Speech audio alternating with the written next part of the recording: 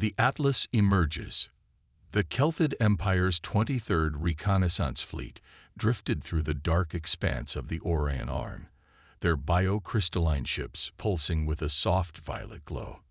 Admiral Vexterra stood aboard the command deck of the Eternal Dawn, her iridescent scales reflecting the holographic displays surrounding her station. For millennia, the Kelthids had maintained undisputed dominion over this sector, their biological technology far surpassing anything their rivals could muster. A sharp chirp from the sensor array broke the bridge's tranquil atmosphere. "Admiral," called out Navigator Zinlax, his secondary eyes widening. Massive gravitational distortion detected ahead. "Something's coming through." Space itself seemed to fold inward, creating a spiral of intense blue-white energy. The Kelthid crews watched in fascination as an object emerged, a vessel of impossible scale. The human ship Atlas dwarfed the entire Kelthid fleet, its hull a masterwork of geometric precision and flowing curves that seemed to defy the laws of physics. Unlike the organic shapes of Kelthid vessels, the Atlas appeared to be constructed from a material that constantly shifted between solid and liquid states. Massive panels realigned themselves in perfect synchronization, and arcs of contained plasma danced across its surface. The ship's very presence challenged everything the Kelthids thought they knew about engineering limitations. Admiral Vexterra's membrane fins flared with agitation. "Open communications on all frequencies," she commanded. The bridge crew complied, broadcasting standard greeting protocols across the electromagnetic spectrum. Minutes passed without response as the Atlas hung motionless in space, its surface continuing its mesmerizing dance of transformation.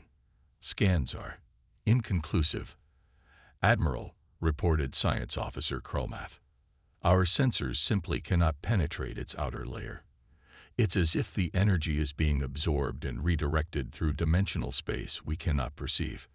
Before Vexterra could issue new orders, the Atlas's hull began to ripple. Vast sections parted to reveal what appeared to be weapon ports large enough to swallow entire Kelthid cruisers. But instead of attacking, the ports projected massive holographic displays visible to the entire fleet. The images showed Earth, a seemingly unremarkable world that the Kelthids had dismissed as a primitive backwater. But as the presentation continued, the true story of humanity unfolded. It showed their rapid technological evolution, their incredible adaptability, and their unrelenting drive to push beyond their limitations.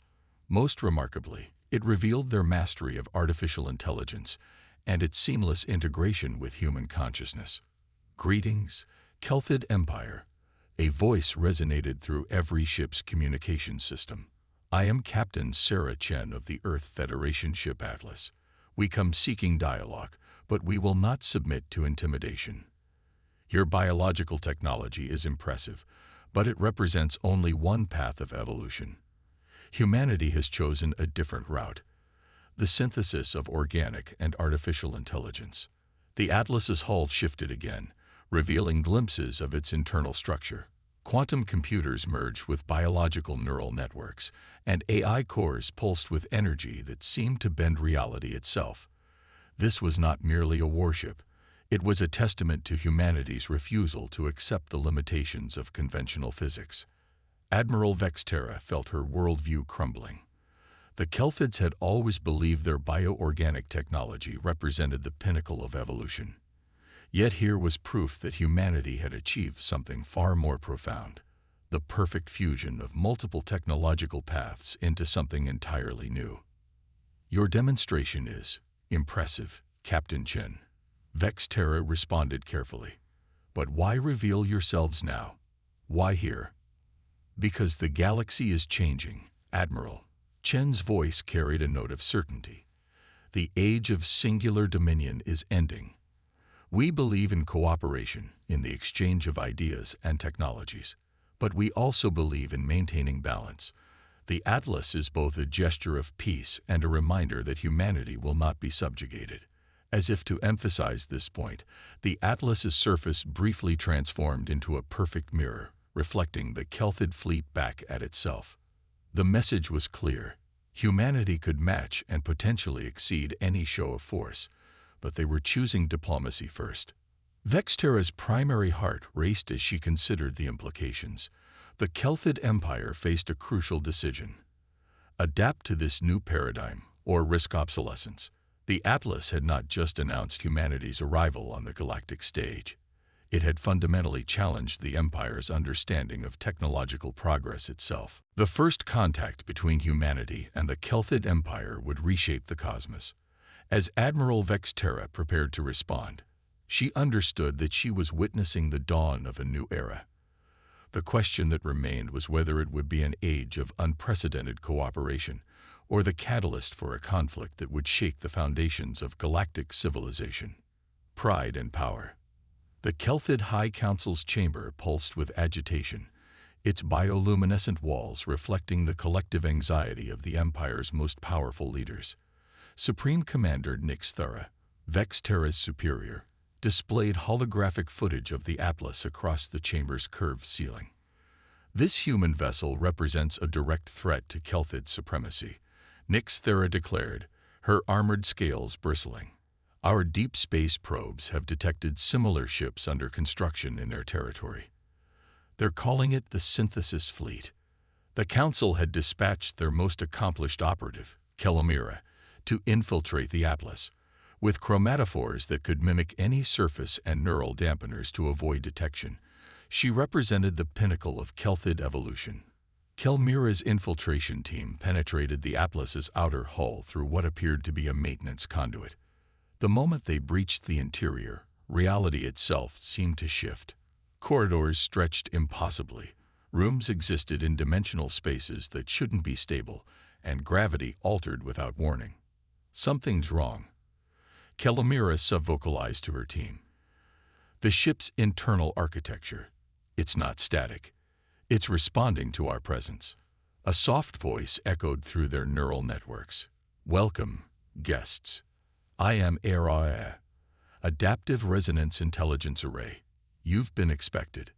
The infiltrators found themselves in a vast spherical chamber. Streams of data flowed like liquid light through the air, forming complex patterns that seemed to represent the ship's thoughts made visible.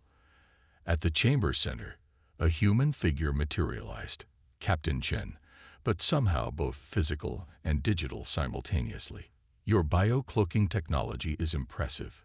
Chen smiled, her form shifting between solid and holographic states.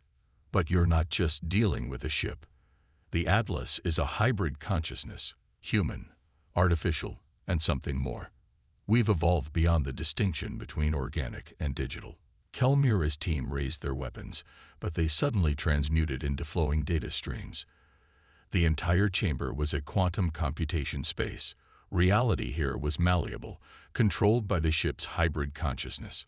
Rather than detain you, Chen continued, let us show you what humanity has become. The chamber transformed into a journey through human history. Their wars, their triumphs, their relentless drive to transcend their limitations. But most critically, it showed their relationship with artificial intelligence. Unlike other species who either feared AI or tried to control it, humans had chosen synthesis, a true merger of consciousness. The Atlas wasn't just a ship, it was an entirely new form of existence. Every human crew member was simultaneously individual and part of the ship's greater consciousness. They had transcended the binary choice between organic and artificial evolution, creating something entirely new. As the demonstration concluded, Kelomira found herself and her team back aboard their stealth vessel, with no sign they had ever left. But their neural recorders contained everything they had witnessed. The message was clear. The Kelthids weren't dealing with just another spacefaring race.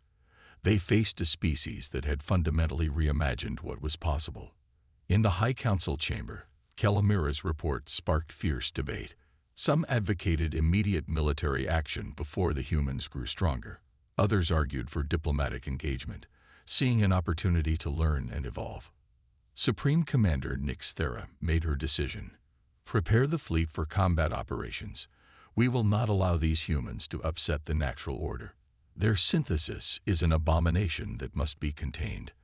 But as the Kelthid war machine mobilized, The Atlas and its sister ships continued their patrols along the border. They made no aggressive moves, but their very presence served as a reminder. Humanity had changed the rules of the game. The question was no longer whether the Kelthids were the galaxy's apex civilization, but whether they could adapt to a universe where their assumptions about evolutionary destiny had been shattered. The stage was set for a confrontation that would determine not just military supremacy, but the very future of conscious evolution in the galaxy. The Kelthids' pride demanded action, but their enemy wasn't just powerful. It was something entirely new under the stars. The Battle of Proxima Dawn. The Proxima Centauri system erupted in chaos as the Kelthid battle fleet emerged from Biojump. 5,000 crystalline warships, their hulls pulsing with charged plasma, faced the human defense line. At their center, the Atlas and three sister ships, Prometheus, Hyperion, and Helios, stood ready. Enemy fleet composition indicates total warfare doctrine. Araya reported through the Atlas's neural network. Captain Chen, her consciousness merged with the ship's hybrid matrix, felt the analysis as intuition. The Kelthids weren't here to posture. This was an extinction strike. Supreme Commander Nyxthera's voice boomed across all frequencies. Surrender your abomination ships and submit to biological purification. This is your only warning. Chen's response came not in words but in action. The four human vessels began to change. Their liquid metal hulls flowed like mercury, reconfiguring into geometric patterns that defied conventional physics. Quantum fields meshed with gravity waves, creating a defense grid that existed in multiple dimensional states simultaneously. All ships, execute Protocol Omega, Chen commanded. Human consciousness and artificial intelligence merged completely, transforming each vessel into a unified quantum entity. They were no longer ships with crews. They were singular beings of unprecedented power. The Kelthid fleet struck first, launching swarms of biomissiles and energy lenses. But the human ship's defense grid didn't just stop the attacks. It absorbed them, converting the energy into fuel for what came next. The Atlas led the counterattack, its hull splitting into thousands of autonomous units, while maintaining quantum coherence. Each fragment carried a portion of the ship's consciousness, attacking the Kelthid fleet from multiple dimensions simultaneously. Traditional shields proved useless against weapons that could shift between physical and quantum states at will. Nyxthera watched in horror as her front line disintegrated. The human ships weren't just fighting. They were rewriting the laws of physics locally. Space itself became a weapon. As quantum fields collapsed Kelthid vessels into singularities or scattered their atoms across multiple dimensions. Impossible, she hissed. Deploy the World Eaters. 3 massive biological constructs emerged from the Kelthid reserve line. Each World Eater was an artificial planetoid capable of consuming entire worlds, breaking matter down to its constituent atoms. They were planet killers, the ultimate expression of Kelthid bioengineering. But as the World Eaters approached, the human ships executed their masterstroke. The 4 vessels linked their quantum fields, creating a space-time anomaly that made the battle's outcome a mathematical certainty. Past, present, and future merged in a localized region where the humans' victory had already happened, was happening, and would happen simultaneously. The World Eaters found themselves fighting an enemy that existed in all possible states at once. The Atlas and its sister ships were everywhere and nowhere, their attacks striking from futures that hadn't happened yet and pasts that were still changing. When the quantum field collapsed and normal spacetime resumed, the Kelthid fleet was in ruins. The World Eaters drifted powerless, their biological computers unable to process what they'd experienced. 3/4 of Nyxthera's fleet had been destroyed or disabled without a single human casualty. This wasn't a battle, Nyxthera realized. It was a demonstration. Captain Chen's voice echoed through the remains of the Kelthid fleet. War between us is pointless. You cannot defeat what you don't understand, and what we've become is beyond conventional understanding. But we offer another path: synthesis, evolution. Transformation.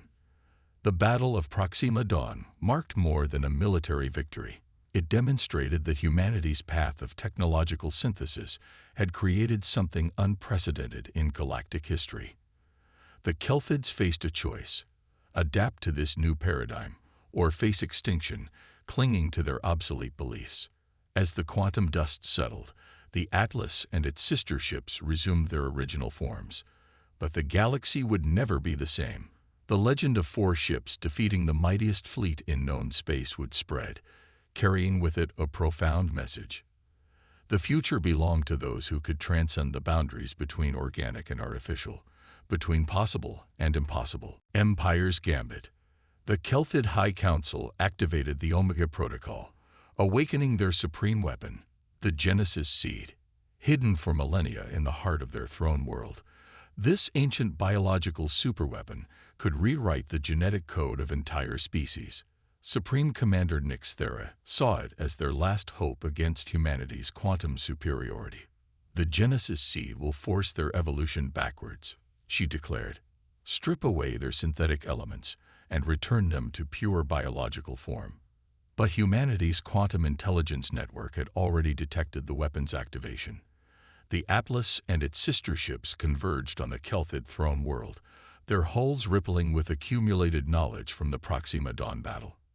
As the Genesis Seed emerged from its containment chamber, its DNA-altering field spreading across space, Captain Chen and ARIA made a startling discovery.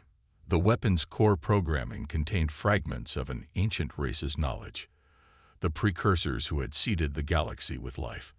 The Atlas initiated an impossible maneuver, its quantum fields interfacing directly with the Genesis Seed's biological programming. Instead of fighting the weapon, they began to merge with it, creating a hybrid of quantum computing and biological engineering that neither humanity nor the Kelthids had imagined possible. Your weapon doesn't have to destroy. Chen's voice resonated across dimensions.